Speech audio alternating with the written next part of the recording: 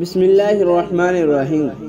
واقعہ کچھ اس طرح ہے کہ ایک بنسری بجانے والے کا ایک پڑوسی کی لونڈی پر دل آ گیا اور لونڈی کے مالک نے لونڈی کو اپنے کسی کام کے لیے دوسرے گاؤں میں بھیجا اور بنسری بجانے والا اس کے پیچھے چل پڑا اور اس کو گناہ کے بارے میں بہلایا۔ تو لونڈی نے کہا، جتنا تم مجھ سے محبت کرتے ہو میں تم سے اس سے زیادہ محبت کرتی ہوں، لیکن میں اللہ تعالی سے ڈرتی ہوں، لہذا تم بھی اس گناہ کے کرنے سے باز رہو۔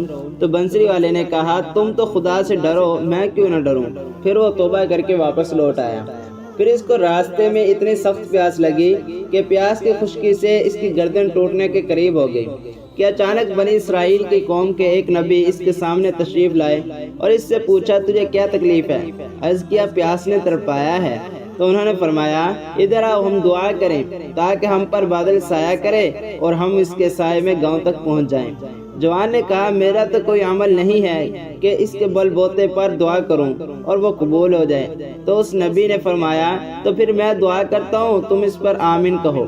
چنانچہ نبی علیہ السلام نے دعا فرمائی اور اس نے آمین کہی اور ان دونوں پر بادل نے سایہ شروع کر دیا، یہاں تک کہ بنسری والے نے اپنے گھر کا راستہ لیا تو بادل بھی اسی کی طرف روانہ ہوا۔ تو وہ نبی اس شخص کی طرف پلٹے اور پوچھا کہ تم تو کہتے تھے کہ تیرا کوئی نیک عمل نہیں ہے، اس لیے میں نے دعا کی اور تم نے آمین کہی، پھر ہم پر بادل نے سایہ کیا، پھر وہ تیرے اوپر سایہ کرنے لگا، کیا معاملہ ہے؟ تم مجھے اپنے معاملے سے باخبر کرو۔ تو اس نے اپنا سب واقعہ سنایا۔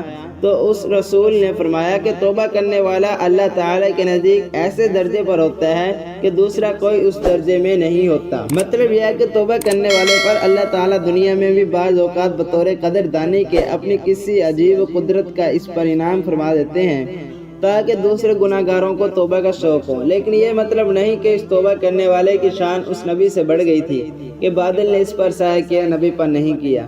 یہ ہرگز نہیں، نبی کی شان کے برابر تو کوئی پہنچ ہی نہیں سکتا۔